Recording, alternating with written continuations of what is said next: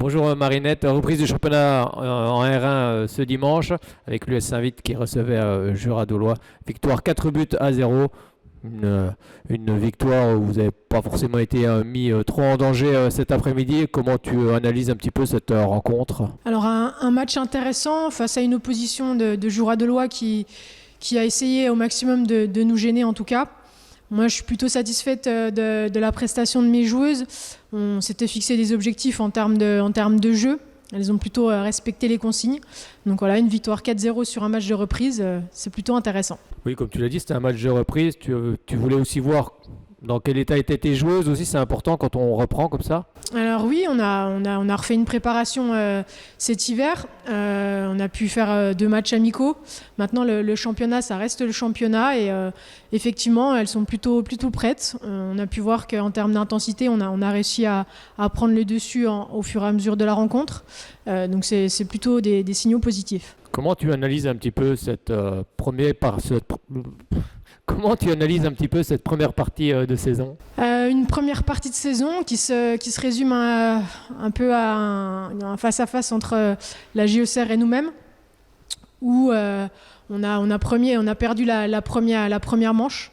Maintenant, il reste toutes les autres étapes, tous les autres matchs. On joue les matchs les uns après les autres. Et l'objectif, c'est de prendre tous les points pour pouvoir se laisser l'opportunité de renverser la situation. Oui, c'est ça. C'est vrai que le stade auxerrois est derrière vous, mais avec 2 matchs de retard, vous êtes en pole position pour le moment. En fait, il faut tout gagner maintenant. Puis espérer un faux pas de stade auxerrois. C'est mathématique. Il faut déjà de 1 tout gagner. Le résultat ensuite contre la GIA sera déterminant en termes de goal average.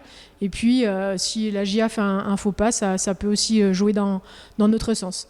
Comment tu juges un petit peu ce championnat de cette saison avec des équipes qui sont 4-5 équipes qui se détachent en tête? C'est le niveau a monté cette saison? Pas du tout? Alors on a le sentiment que le niveau n'est pas forcément supérieur à celui de l'an dernier. On a, voilà, comme je t'ai dit, les 2 équipes, nous et la GIA, qui sont un petit peu au-dessus, qui sont au-dessus du championnat. Et puis après, voilà, des matchs qui des fois sont un petit peu surprenants, des résultats qui sont surprenants aussi au fur et à mesure des journées, mais un championnat très très très hétérogène. Bon, je suppose que forcément l'ambition, comme tous les ans, c'est aussi d'accéder un petit peu plus haut.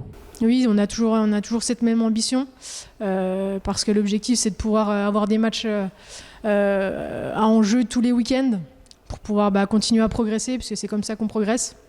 Et c'est l'objectif du club et de l'équipe. Le regret, c'est cette Coupe de France. Vous n'avez pas forcément été très loin cette saison.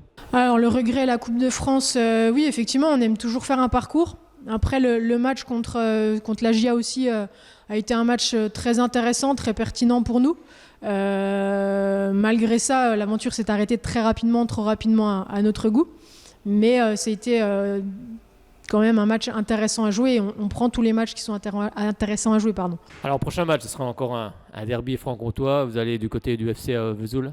Oui, week-end prochain, on se déplace à Vesoul. Un match comme tous les autres où il va falloir qu'on mette les conditions et les ingrédients pour pouvoir sortir vainqueur. Et puis surtout aussi imposer un petit peu notre jeu pour pouvoir prendre du plaisir par le jeu aussi. Merci beaucoup Marinette, bon match du côté de Vesoul, et puis nous on essaiera de revenir un peu plus souvent que la première partie de saison. Ça va être un petit peu compliqué à poursuivre bien évidemment cette équipe de Saint-Vite. Merci.